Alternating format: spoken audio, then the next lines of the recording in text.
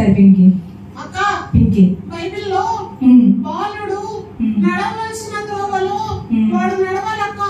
అవును పింకీ. చాలా బాలుడు నడవలసిన త్రోవలో నడవట్లేదక్క. అవును పింకీ. దేవుని సన్నిధికి వెళ్ళాలక్క. అవును. దేవుని సన్నిధిలో కూర్చోవాలి. అవును. దేవుని మాటలు వినాలి. చక్కగా కూర్చుంటున్నారు, వెరీ గుడ్, చక్కగా వింటున్నారు, చక్కగా పాడుతున్నారు. కానీ సంఘానికి కూడా చక్కగా రావాలి కదక్క. అవును పింకీ. మీరు మీ అందరికి సమయాల గురించి తెలుసా? సమయాల గురించి తెలుసా? చిన్నతనంలోనే వాళ్ళమ్మ దేవుని సన్నిధిలో వదిలిపెట్టింది. ఏడ్చుకుంటే ఇంటికి వెళ్ళాడా? ఏడ్చుకుంటే ఇంటికి వెళ్ళాడా? లేకపోతే అమ్మ గుర్తొచ్చిందని వెళ్ళిపోయాడా? నాన్న పిలిచాడని వెళ్ళిపోయాడా? ఎక్కడ ఉన్నాడు? చర్చిలోనే ఉన్నాడా? చర్చిలోనే ఉన్నాడా?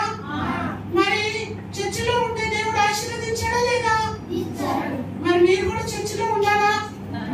దేవుని మాటలు వినాలా? వింటారా? రోజు దేవుని మాటలు వింటారా? దేవుని వాక్యం వింటారా?